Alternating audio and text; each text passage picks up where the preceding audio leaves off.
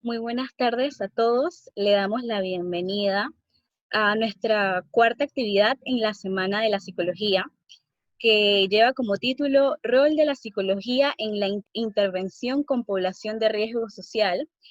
Será dictada por el licenciado Tomás Rincón, quien cursó la licenciatura en Psicología de la Universidad de Panamá de 2012 a 2018 y es voluntario psicólogo en la línea de atención de salud mental, línea 169 del MINSA, voluntario en Ayudas Panamá y fue voluntario en Fundación Luz de Oportunidades en el 2019. Antes de empezar, les recordaremos algunas reglas básicas. La primera es, por favor, mantener sus micrófonos silenciados hasta la fase de preguntas y respuestas. Entonces se les habilitará su micrófono para que quien quiera pueda hacer su pregunta. Eh, Aquellos que no deseen preguntarla directamente pueden escribirla en el chat durante la exposición y al final se las haremos al licenciado Tomás Rincón y les pedimos por favor mantener sus cámaras apagadas para que este no afecte el ancho de banda. Sin más, le damos la palabra al licenciado Tomás. Muy buenas tardes, espero que todos se encuentren bastante bien. Para mí es un placer poder traer este tema al día de hoy, sobre todo porque hace poquito formé parte de los estudiantes y estuve del otro lado. Ahora estamos un poco adaptándonos a la situación. Habría deseado enormemente que se hubiera podido dar de manera presencial, pero es parte de lo que estamos adaptándonos el día de hoy. Voy a estar compartiendo un tema en el cual he tenido la oportunidad de poder participar directamente y he querido traer un poco de la experiencia, sobre todo para los estudiantes que están iniciando la carrera y los que están por terminar. Algo de lo que he podido aprender y he podido trabajar directamente. Comenzamos. Como dijeron, el tema es el rol de la psicología en la intervención con población de riesgo social. Entre los objetivos que tenía presentados, el principal era el crear el interés sobre planes de acción con un enfoque de salud mental en población que más necesita, que más necesita de nosotros como psicólogos. Otro de los objetivos, esta vez específico, también era demostrar a estudiantes, profesionales, público en general, la necesidad de participación activa que esta población necesita de nosotros, los psicólogos en este caso, y a la vez compartir un poco de experiencia profesional como psicólogo con esta población que se considera vulnerable o de riesgo social, que tiene sus patrones de pensamientos, maneras de comportarse diferentes, y que todo esto se presenta y que tenemos que tener en cuenta a la hora de entrar a trabajar con esta población.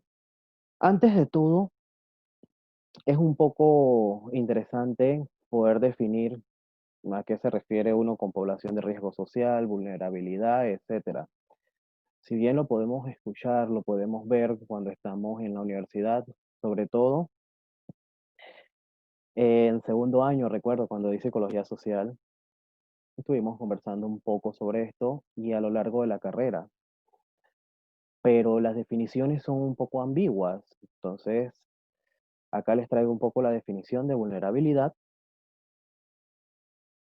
y se puede pensar de esta manera. Aparte de lo que dice, podemos ver que la vulnerabilidad podríamos imaginarnos un grupo o una comunidad X y esta comunidad internamente tiene factores, tiene características que son internas a nivel del hogar, a nivel personal, y características que son externas. Cada una de las características va a ir eh, hacia otra, van a unirse, pero estas características van a definir qué tan vulnerable puede ser esta población. Con características internas vamos a poder hablar sobre la tolerancia a la frustración, los patrones de crianza que tiene cada hogar, cada familia, pero con características externas vamos a hablar también del rol que juega la sociedad en que está inmersa esta población, sin olvidar también la parte biológica, la parte genética, que juega un papel muy, muy importante. Para hablar de riesgo social, entonces vemos una población que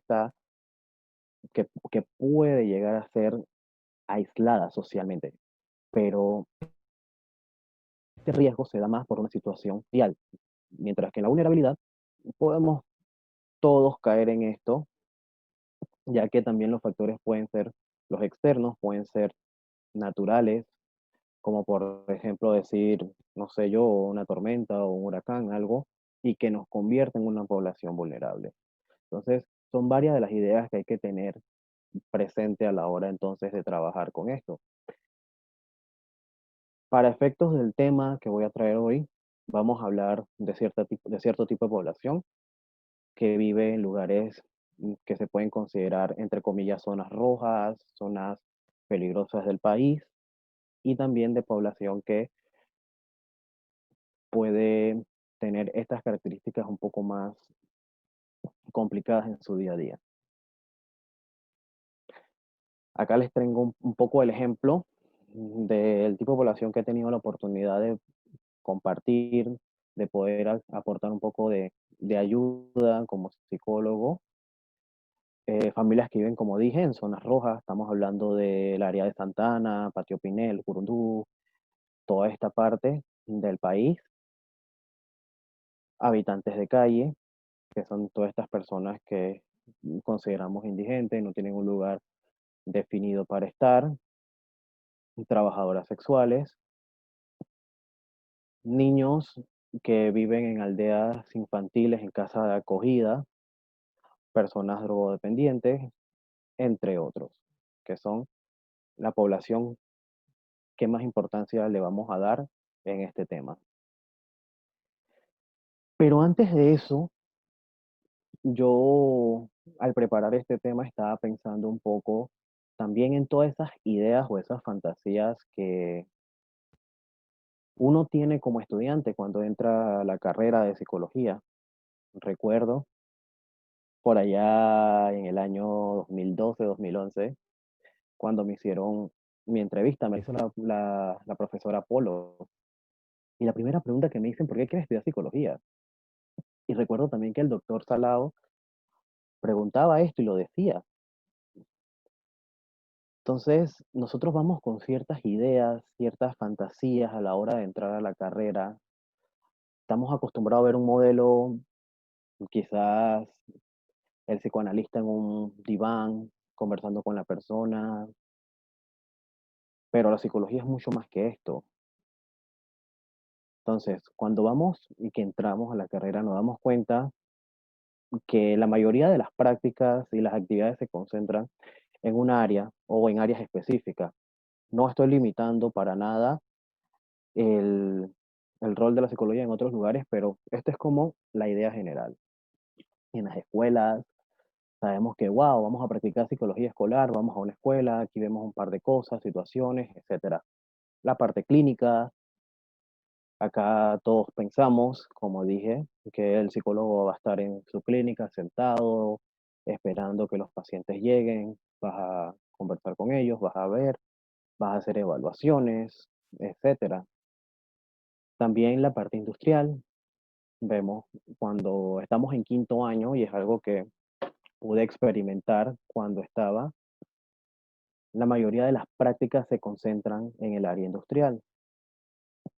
Igualmente hay una oferta laboral bastante importante en esta área y muchos estudiantes se inclinan, se inclinan hacia esto y dejamos por fuera ciertas áreas, ciertos lugares que como psicólogos que nos estamos formando, que estamos en camino a ser mejores cada día, no podemos dejar por atrás. También recuerdo que tuvimos la experiencia alrededor de tercer año de ir a una comunidad en Coscuna y por ahí comenzó el asunto, comenzó el interés de saber, bueno, ¿sabes algo? ¿De qué sirve que estemos sentados todo el día escuchando, leyendo, viendo, si no podemos aplicar esto en la vida real? Y aquí estamos en la vida real y ¿qué hay? Habían tantas cosas por hacer. Y con nuevas atenciones, ojo, es algo muy importante que quizás amerita un tema más profundo un poco más adelante en otra conferencia.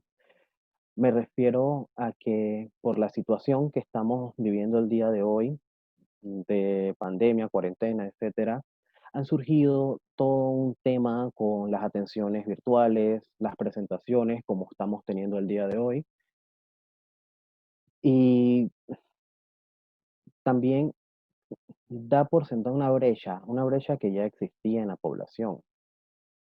Si recordamos un poco la diapositiva anterior, hablé de una población. Si estamos trabajando a nivel virtual, quiero que se pregunten, ¿quiénes van a poder recibir una atención? ¿Cuántos o cuántas de las personas que realmente necesitan de nuestra ayuda pueden contar con una laptop, con internet, con todo? Y vamos a verlo después en la parte escolar y en todos los lugares, que es prácticamente a lo que me refiero. Igualmente, he tenido la oportunidad de escuchar varias veces, y es algo que se viene repitiendo en los últimos años, el tema del coaching. Estos, estos profesionales de ciertas áreas, a veces psicólogos, intentan mover masas, trabajar en cantidades de personas, pero ya queda a discreción de cada uno como profesional determinar cuál es la efectividad de esto. Entonces, por ahí va. Y al final podemos hacerle más daño o bien a la persona. Siguiendo con el tema anterior, lo que mueve a hacer esta presentación es esto. ¿Quién puede pagar realmente por una atención psicológica? ¿Quién lo puede hacer?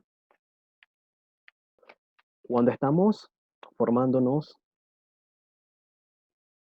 al menos que se pregunte o se comience a ver un poco el mercado, tenemos poca experiencia en cuánto cobra un psicólogo. Eso lo vemos cuando estamos en el campo y vemos a otros profesionales. Pero una atención psicológica está por decir un número en la media, 50, 60, $70, inclusive más, puede que sea menos, pero hay una población que es la que nosotros estamos dándole mayor atención.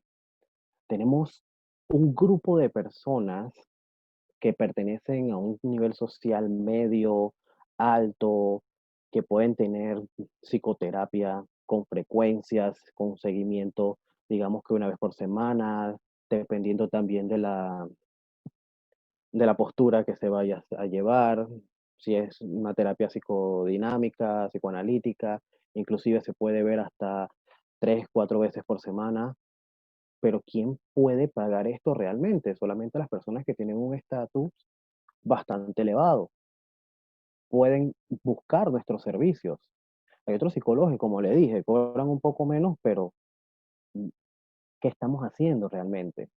Entonces, las personas que no pueden pagar esto semanal, quincenal o lo que sea, tienen que acudir a la caja de seguro social y al centro de salud. Entonces, acá pasa algo particular. Dirás, sí, tienes una atención relativamente gratuita y bastante barata en un centro de salud, pero ¿con qué continuidad se le puede dar un seguimiento a esta persona? ¿Qué tantas limitaciones vas a tener en esta población? He tenido la oportunidad de colaborar, o sea, con psiquiatras, psicólogos de centro de salud de estas áreas y al igual que yo, cuando estuve dentro, de estas áreas, sientes una extrema limitación, porque es mentira que con esta población vas a poder trabajar seguido, hacer una evaluación bastante profunda, un seguimiento, porque el tiempo no se da y muchas veces no hay los recursos para poder llevarla a cabo. Entonces hay personas que pasan años, años, y lo he podido confirmar ahora que estoy en la línea de atención. Estas personas tienen situaciones que no han podido solucionar y llevan años en esto. Incluso una señora una vez me dijo, llevo un duelo y me dijeron que en 6 meses lo iba a solucionar. Llevo 15 años con este duelo. Yo no necesito vivir con esto toda mi vida. Pero ¿qué sucedía? Esta señora veía nada más al psiquiatra una vez al mes, si acaso. Y ni se pregunte por la atención psicológica, psicoterapia, nada, nada, nada de esto. Entonces, es preocupante qué estamos haciendo, a dónde estamos llegando con lo que aprendemos. Hay algunas ONGs que ofrecen este apoyo a la población y que sirven como un flujo adicional, una ayuda al gobierno y a las instituciones que brindan este servicio. Acá tengo un ejemplo de algunas en la cual puedo conocer su trabajo, he participado activamente con ellas, como dijeron al principio, en el Centro Juan Pablo, Transición a la Vida, La Cruz Blanca, Voces Vitales, Relaciones Sanas. Hay otras muchas más, hay otras, pero claro, por efecto del tiempo, luego podemos profundizar en ello. ¿Qué encontramos?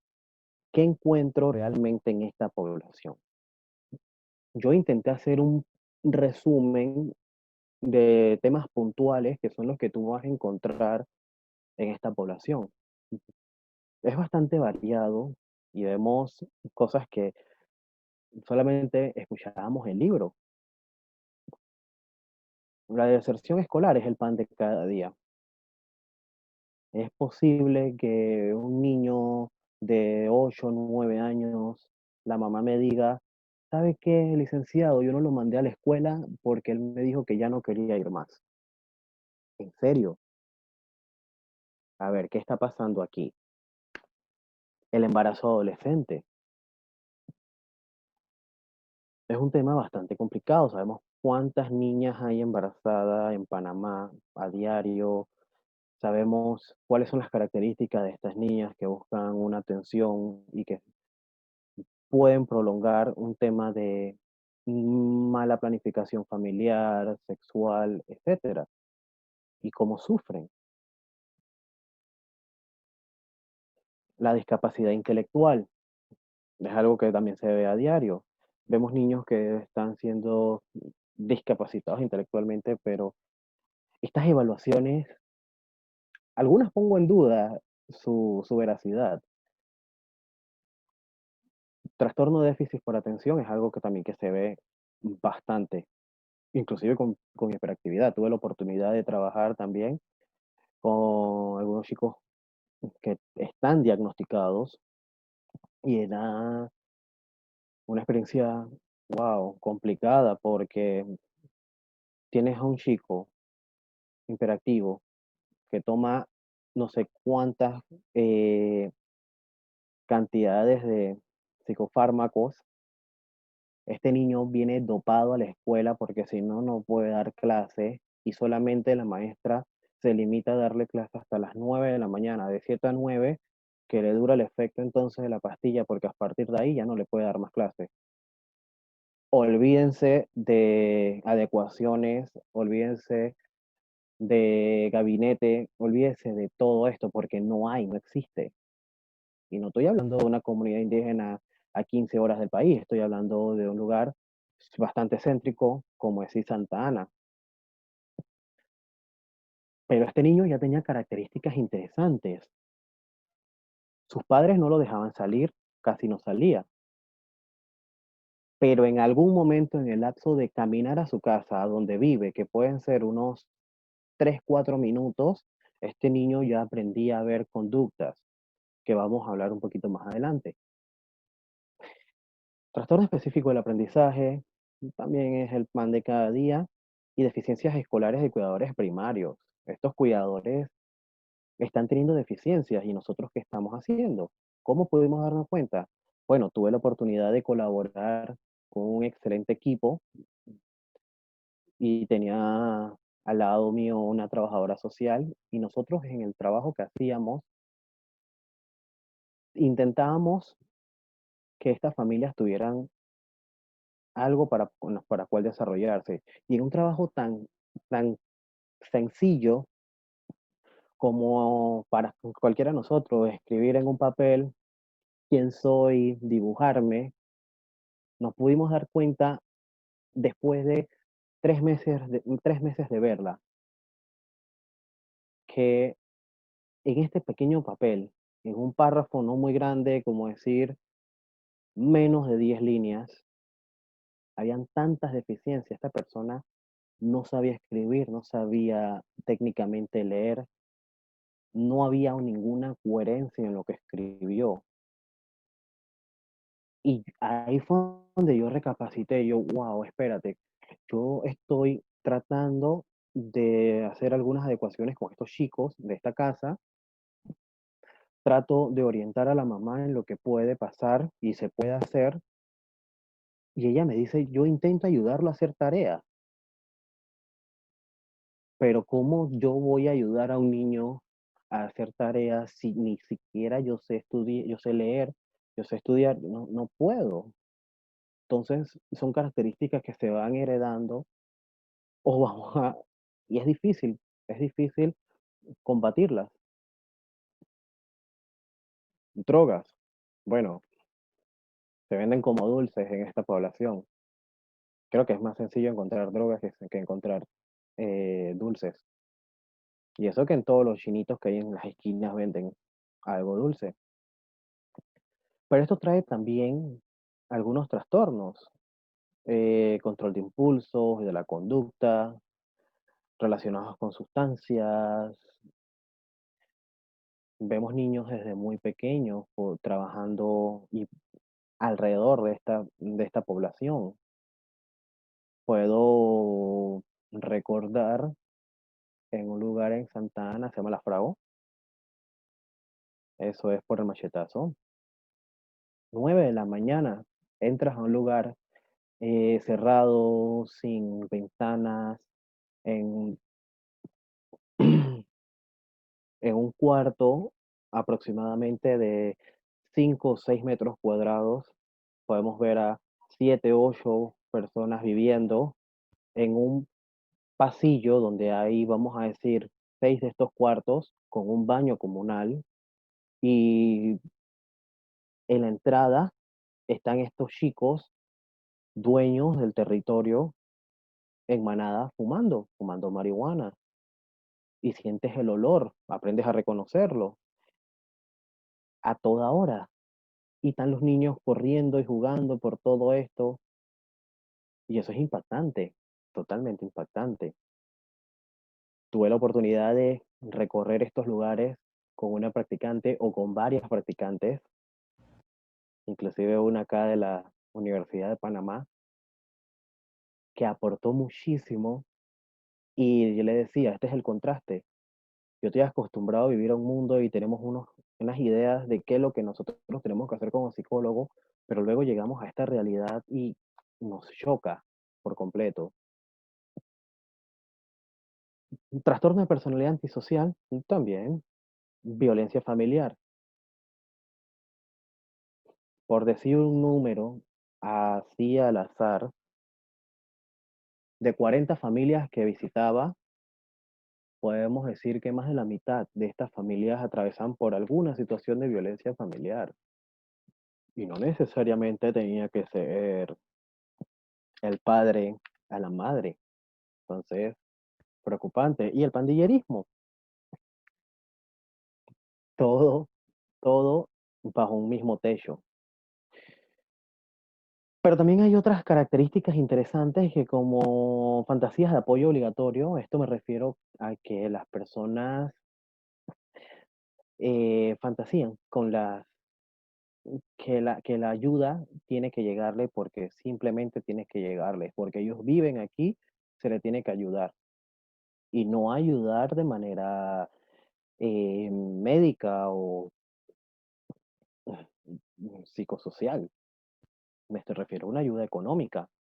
Y esto está ligado también a la dependencia política, que si bien aquí no estoy para hablar de política, pero los patrones de comportamiento y todo lo que esto ha enseñado a la población le está haciendo bastante daño. Entonces, nosotros cuando estamos en cualquier campo, en el área forense, industrial, clínico, donde sea, tenemos que ser profesionales, tenemos que ser psicólogos y dejar los intereses económicos atrás. ¿Cuál es el camino para solucionar esto? Bueno, pues se tendrá que debatir de alguna manera.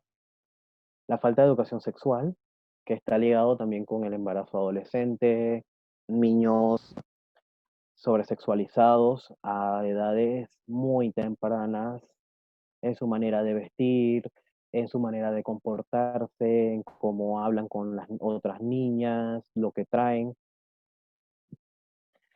es preocupante. Y a la vez, otras patologías no tratadas. Lo digo así porque, claro, hay otro tipo de psicopatologías que puedes encontrar en esta población, pero no es que lo vas a ver a diario. No, no, no, no. Y por efectos del sistema o de lo que vas a hacer, no vas a poder hacer mucho. Hay características psicológicas en esta población. Por ejemplo, tenemos modelos conductuales inadecuados. ¿A qué me refiero a esto? Bueno, lo experimenté, como lo había dicho, con una practicante. Vamos caminando por un lugar que se llama Patio Pinel, unas multis,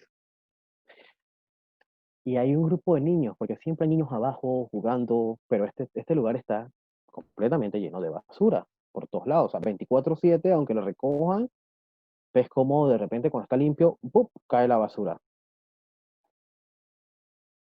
Y estos niños están jugando fútbol, están haciendo sus cosas, y de repente uno como de 6 7 años, jugando con el otro hace pa, pa, pa, pa, pa, pa, pa, ta, ta, ta, ta. Ajo, la pandilla me dio, llega, recógeme. Y yo me quedo como que, wow, están normalizando todos estos comportamientos que están viendo. Todos estos patrones para ellos son totalmente normales, mientras que para nosotros es escandaloso, para ellos es su diario. Estamos haciendo algo bien, es escandaloso. Igualmente, padres que tienen una baja tolerancia a la frustración y sus patrones de crianza también son súper deficientes. Ahí vemos un poco el maltrato infantil. Podemos encontrar también madres que dejan con frecuencia a sus hijos solos por ir a jugar, ir a ganarse la vida de alguna manera dudosa, que no vamos a entrar en detalles. Entonces, estos niños están copiando todos estos patrones. Y cuando tú los reúnes a todos, ves que hablan como esta población un poco mayor y piensan que están ahí ya. O sea que por aquí ya da bastante el trabajo. Alto bienestar psicológico, pero baja relación de pareja. ¿A qué me refiero a esto? Con el equipo que tuve, tuvimos la oportunidad de hacer unas evaluaciones con la escala de bienestar psicológico en cerca de 30 40 familias. Y nos dimos cuenta en las preguntas que yo le podía hacer de la escala y todo esto para buscar más información, que estas personas se sentían relativamente con un bienestar psicológico general bastante alto y en la parte material. Nosotros pudiéramos pensar, wow, pero vivir aquí, que puede ser malo para mí o para otro, cualquiera pensaría de esta manera, pero ellos se sienten cómodos, se sienten felices en donde están. ¿Por qué? Y a la vez, un gran porcentaje de estas familias en la parte de relación de pareja, casi todas estuvieron por debajo de la media, muy por debajo de la media. Y tú te preguntabas, ¿pero qué sucede acá? Vemos familias disfuncionales, vemos parejas que es- los une la violencia, etcétera. Entonces, es como interesante. Y en el bienestar podemos ver que estos niños, esta familia, están tan acostumbrados a su ambiente, a su grupo. Ellos no conocen otro lugar, ellos no conocen otro ambiente. Recuerdo también, una vez asistimos a TVN y fue una experiencia muy linda, muy preciosa. Los niños hicieron arte, que más luego le voy a conversar un poquito sobre este papel que juega el arte. Y a mí me partió el corazón y a la vez me hizo bajar y tocar más tierra el hecho que yo estaba con otra psicóloga y una de las niñas nos dicen, maestro, ¿usted dónde viven? Yo le digo, mira, yo vivo hacia allá. ¿Y usted, maestra? Yo vivo cerca de esta área, pero atrás de TVN se ve el bosque. Son casas de 2 pisos, todo esto. Y la niña dice, wow, ustedes son millonarios. Yo dije, ¿por qué? ¿Por qué lo dices? Maestro, porque la maestra vive en una casa de 2 pisos y todos tienen iPhone. Yo, wow, wow, es algo que no le prestamos atención. Y no se dio una sola vez, no se dio esa vez, sino se repitió en otros. ¿Qué hacemos? Resistencia al apoyo biopsicosocial. La resistencia la pude experimentar un poco más en la población que venía con consumos de droga, acá en el área de Caledonia, en el centro Juan Pablo. Llegaban las personas que tenían algún récord policivo con casos, que tenían problemas de consumo. Acá se les daba una orientación, se conversaba con ellos y se adecuaban algunos planes súper básicos de atención con ellos, pero de cada 10 se pueden contar con una mano y sobran muchos dedos los que regresaban, los que se mantenían 2, 3 semanas, un mes.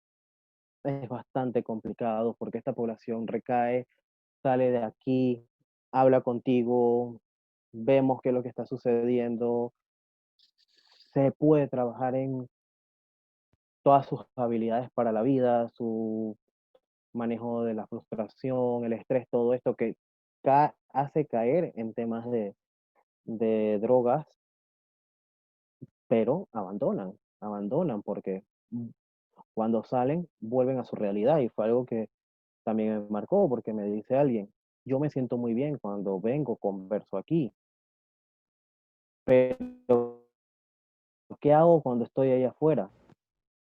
Cuando estoy allá afuera me toca dormir en un albergue, en un hotel, en una pensión, consumir, vender, hacer para sobrevivir. ¿Qué hago? Algo también bastante complicado. Con las personas, con las familias, no se ve esta resistencia tanto, porque esta es un poco más frecuente, lo que sí se ve es la parte me va a dar algo, me va a tocar algo de dinero que pueda hacer. Y se va por acá, se va por este asunto. Como podemos ver un poco la sensibilización del psicólogo, de que, o sea, la estigma esta, de que psicología es para locos, etcétera, no lo pude notar tanto en esta población. Ellos saben que necesitan ayuda, saben que la necesitan, y si se les brinda, en su gran mayoría van a ser puntuales. En su gran mayoría. Esa es una característica a tener en cuenta. Pero ¿qué podemos hacer? Tenemos diferentes niveles de prevención. Pero ¿con quién vamos a trabajar esto? Acá entra un poco nuestro rol, nuestra intervención. Se supone que la intervención primaria, y por eso está ahí, y es lo principal, pero esta intervención primaria vamos a trabajar con niños pequeños antes de que la situación se desarrolle, personas que están relativamente protegidas y vamos a trabajar antes de que se manifieste una situación, temas de prevención. Tenemos también a nivel secundario, cuando ya tenemos la situación, el embarazo, el consumo de drogas, vamos a trabajar en que la disminución sea positiva, o sea, que disminuya, que no aparezca esta situación y que la persona pueda seguir pues, adelante, sea funcional y que esto no se repita. Pero ahí es donde se concentra toda la atención que por lo general se dan en esta población, en temas de riesgo, vulnerabilidad, la intervención, la prevención terciaria y ya a niveles más elaborados no se da, no se da. Y entra también el tema de la única ONG que conozco por ahora, se llama el Jesús de Oportunidades, que trabaja en la reinserción de estas personas que han cometido actos criminales o consumo a la población. Se les brinda un seguimiento, una atención, estas personas tienen que cumplir una limpieza, tienen que demostrar que han ido trabajando en estos temas, se les, se les asigna un trabajo y poco a poco ellos van a tener la oportunidad, se les ayuda también en temas del pasaje, la comida, inclusive la ropa, para que no hayan excusas para que ellos puedan desarrollarse. Pero ¿qué tanto más estamos haciendo? ¿Cuánta más población necesita esto? ¿Se dan abasto? Entonces por ahí es que vamos. ¿Qué podemos hacer? ¿Qué hacemos? Intervención con la población. Bueno, como psicólogos podemos ver que hay instituciones, como lo estaba mencionando, ya sea del gobierno, escuelas, etcétera, que ya tienen un plan. Con nuestra formación, nosotros podemos revisar estos planes que tienen y poder intervenir, poder modificarlos, ver qué es lo que está sucediendo en esta población, ajustarlos a la realidad que hay, pero también tenemos que ser proactivos. No podemos dejarlo todo en papel o dejar que el gobierno resuelva. Nosotros podemos crear programas, intervención. Nosotros podemos hacerlo.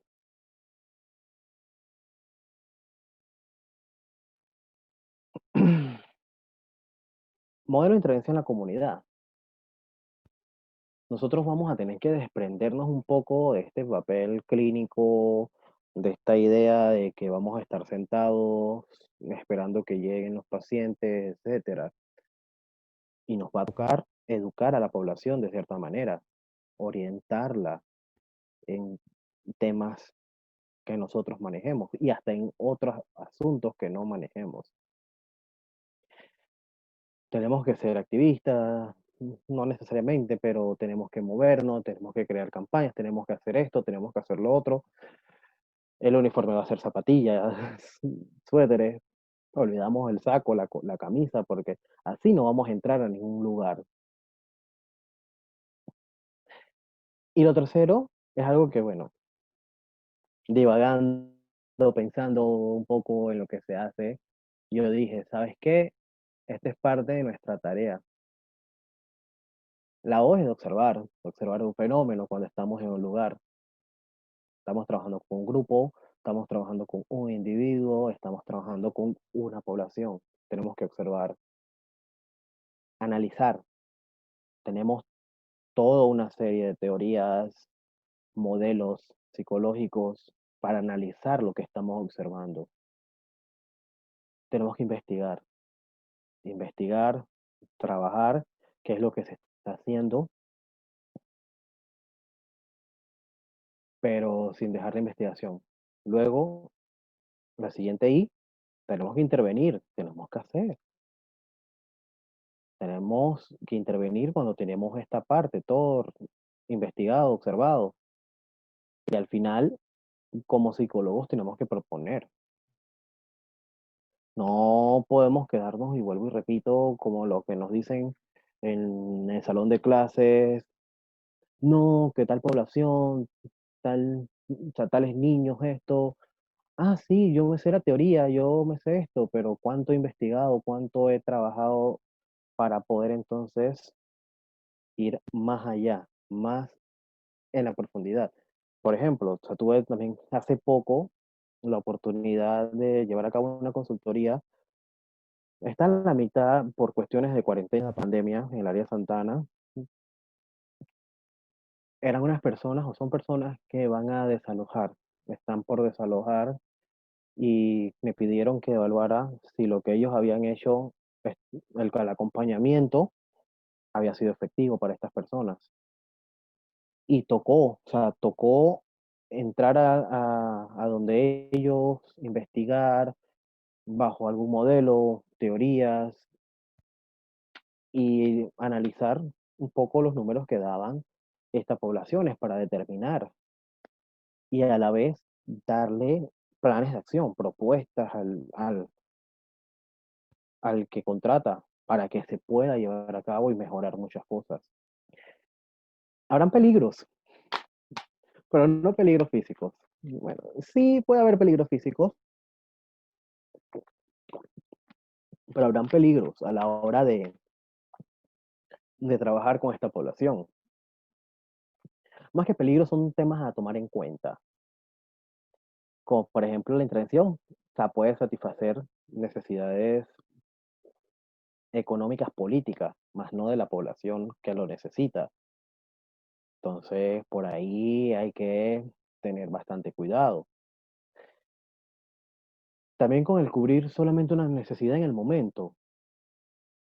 Yo veo un grupo de personas que están pasando trabajo, tienen hambre, les doy un jamón, les doy una bolsa de comida, pero ¿qué va a suceder más adelante? ¿Cómo voy a hacer que estas personas sean funcionales por sí solas y puedan desarrollarse? Estoy centrado a corto plazo. Ah, ok, se da una situación. Eh, Vamos a trabajar, vamos a intervenir, vamos a hacer esto, pero ya después nos vamos. Dejamos esto así como está y nos vamos. No debe hacerse. Objetivos poco realistas. A mí como psicólogo que está en constante formación, falta muchísimo más también para nosotros, para todos. Me encantaría poder eh, acabar con temas como la pobreza, como el pandillerismo, los temas relacionados con consumo de drogas, pero o sea, no puedo hacerlo, no puedo hacerlo solo, ni se puede, pero podemos trabajar poco a poco en darle mejor calidad de vida a las personas y a los pacientes también que tengas. El encuadre profesional también es importante. Tenemos una población que, cuando vemos el modelo psicoanalista, psicodinámico, un poco más rígido, un encuadre un poco más serio, el paciente allá, tú acá, esto no se puede llevar o es muy complicado llevarlo a la comunidad. porque son personas muy amigables, te van a venir, hola, ¿qué tal? Que no sé qué, o hasta van a llamarte y van a preguntarte cosas que no tienen que ver con nada de psicología. Y uno tiene que saber guardar cierta postura, cierta distancia profesional, sin involucrarse directamente con lo que está pasando. Es un error que se comete. Bueno, estamos terminando casi. Trabajamos también con un grupo de personas, un grupo interdisciplinario. No vamos a hacerlo solo, no podemos hacerlo solo. Tenemos muchas herramientas, pero también nos hace falta la colaboración. Psicólogos, psiquiatras, sociólogos, médicos, artistas. Hace un momentito conversé sobre la importancia del arte. Saben, hay niños que tienen unas características importantísimas en el arte, que les gusta y tienen bastante futuro en todos estos temas, música, arte, etcétera. El deporte para ellos es un factor protector inmenso que se debe tomar en cuenta y lo he visto. He visto niños que no van a la escuela porque los papás no se lo obligan, pero en el deporte son fabulosos. Entonces hay que buscar eh, nivelar un poco la situación. Tenía un niño que cada vez que me veía me pedía una libreta en blanco para dibujar, pero un niño que a los 9 años ya había estado en centro de detención. Criminólogos, nutricionistas, es muy importante, las enfermeras, los líderes comunitarios son muy importantes, porque nosotros tenemos que hacer los contactos. Recuerdo a la profesora Cano que nos decía en psicología escolar, el psicólogo escolar cuando llega tiene que venderse, tiene que vender su rol. Lo mismo sucede en todas las áreas. Tú tienes que darte a conocer, tú tienes que saber, y la población tiene que saber qué es lo que tú vas a hacer. Entonces, los líderes comunitarios son fundamentales.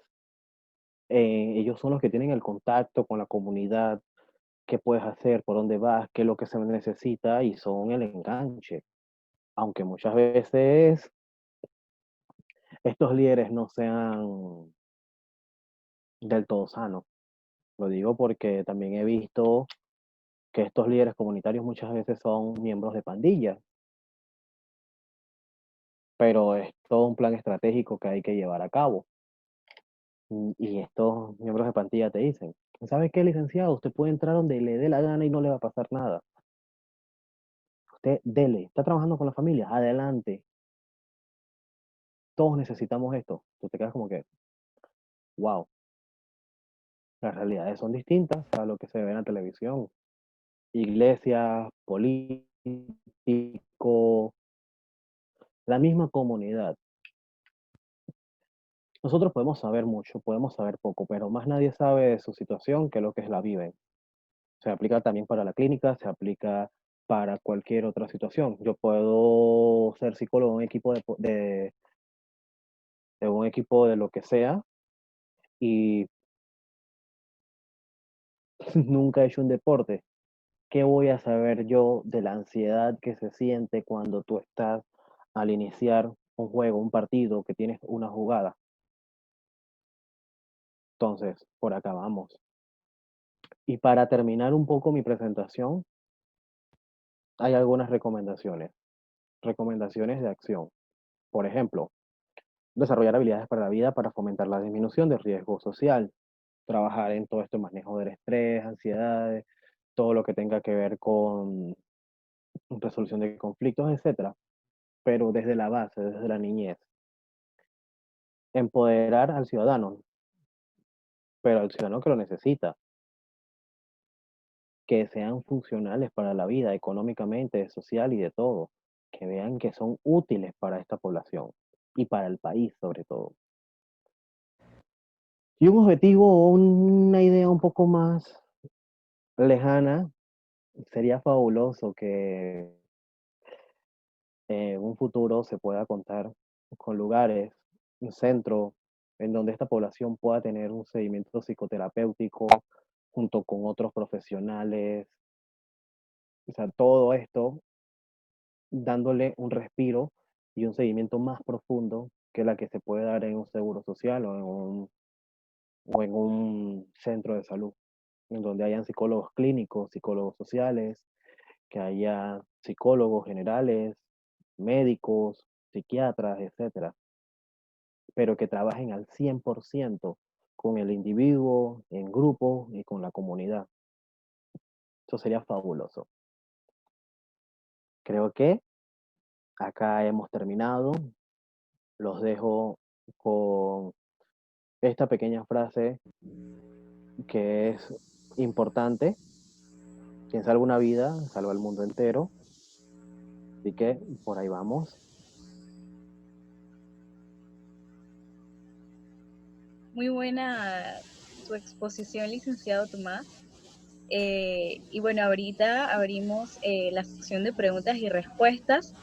Tienen los micrófonos habilitados para que puedan preguntar. También eh, aquí hay algunas que están mandando al chat.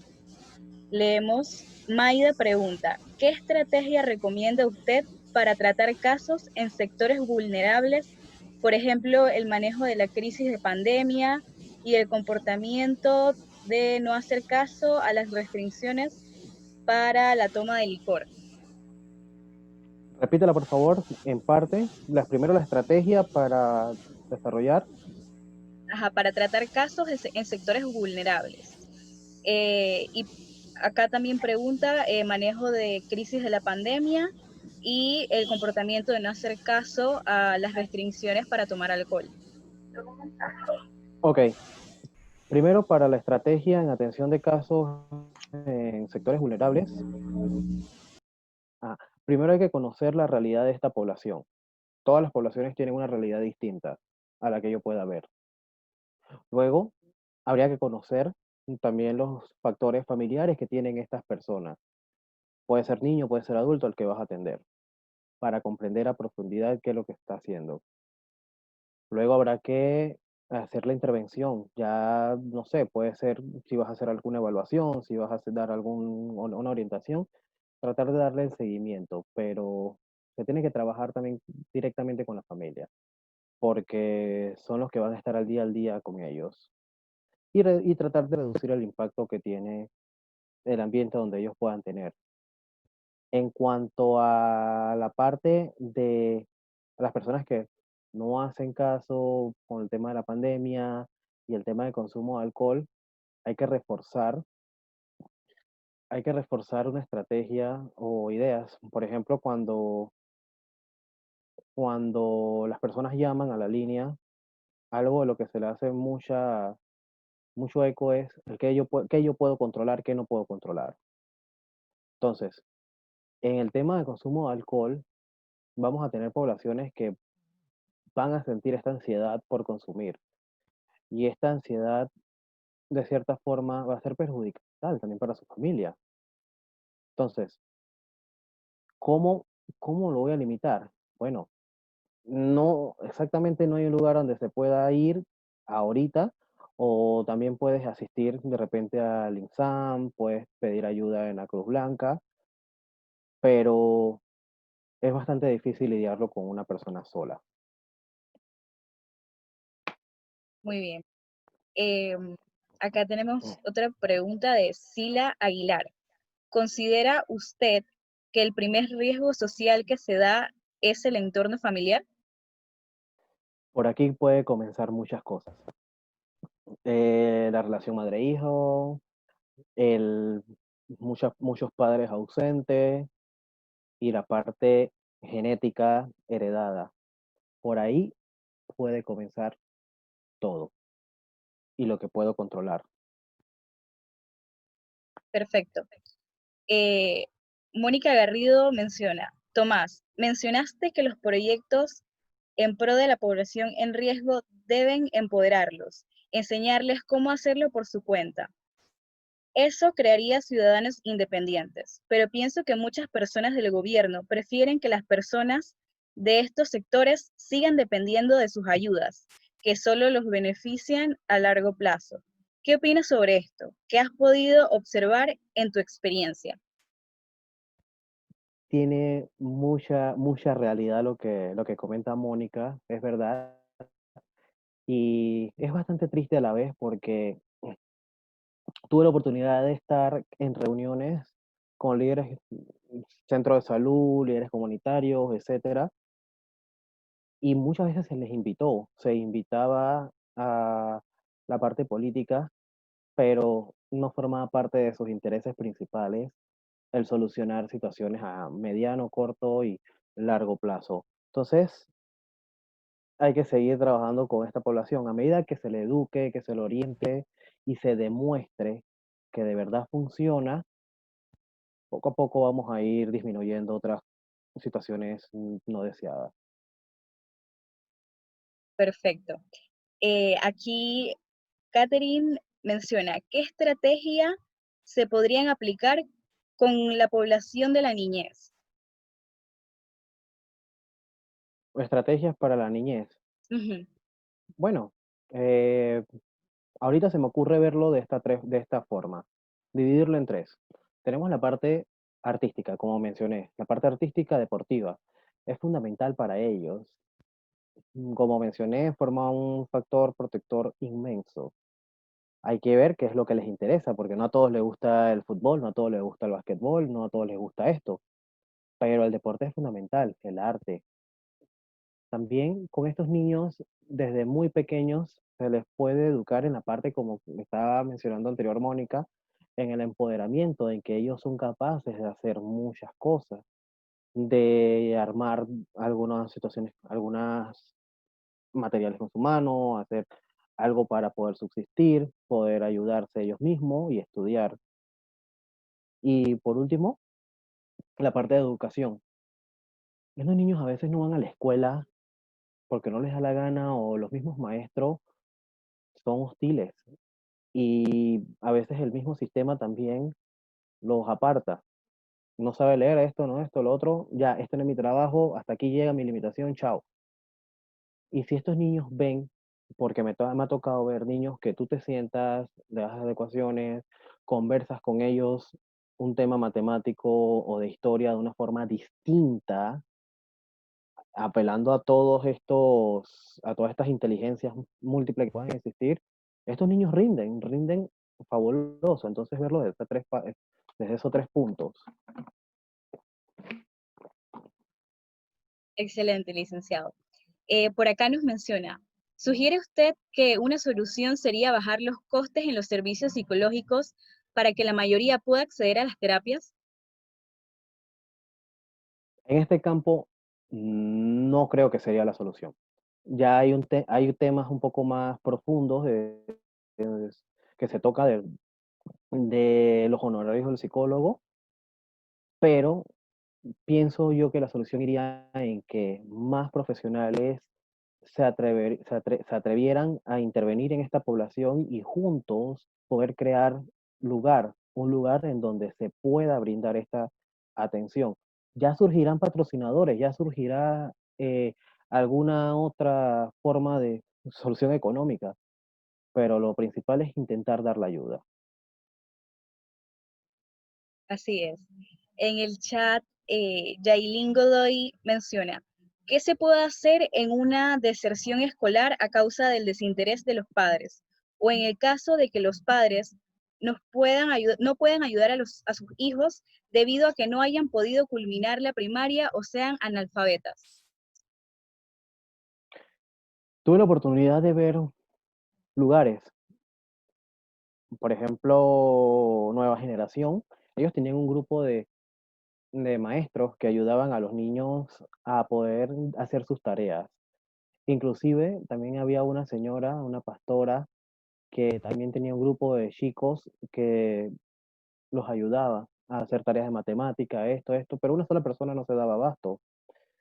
Entonces, eso puede ser una estrategia para la deserción y que los padres no puedan ayudarlos a hacer tareas y obviamente el seguimiento profesional con estos chicos, tratando de ver y trabajar estas causas que lo motivan.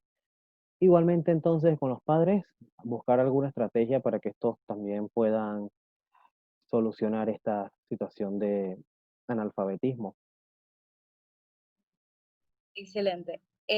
Por aquí Leroyce los menciona. ¿Cómo se hace para entablar un acercamiento con los líderes comunales?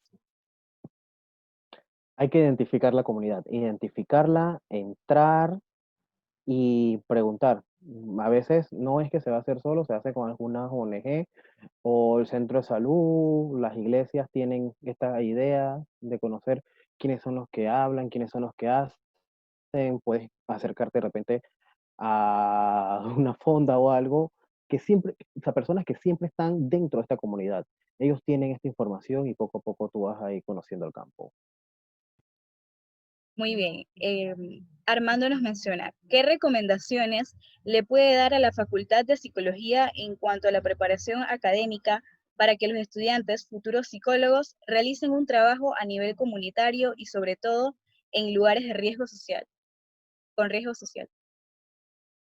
Que no se espera que llegue la labor social para hacer esto.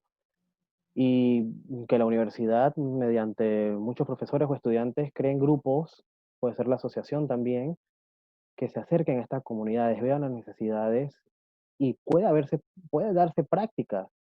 Hay muchos psicólogos trabajando que pueden supervisar las prácticas de los estudiantes en esta área. Muy bien, como última pregunta tenemos, ¿cómo puede ser una manera de motivar a las personas para ir a terapias psicológicas? Bueno, o sea, la ayuda tiene que partir por ti mismo, uno. Todos estos temas de la tecnología, la promoción, de los temas del psicólogo, trabajar, funciona para reconocer en los pequeños lugares lo necesario que es asistir a un psicólogo y educar a la población, educar en los mensajes, no vender un falso mensaje o una falsa ayuda, sino dar la idea de lo que hace de verdad un psicólogo. Excelente mensaje. Bueno, con esto concluimos la sección de preguntas y respuestas. Le damos muchas gracias Continúo. a todos por asistir acá y muchísimas gracias, licenciado Tomás, por su enriquecedora conferencia. Aquí podemos ver dónde contactar al licenciado por si alguno quiere tomar apunte de ello. Gracias, de verdad ha sido un placer. Cualquier pregunta, cualquier cosa, estoy siempre a la orden y por ahí cualquier otro tema, con gusto, de verdad, gracias.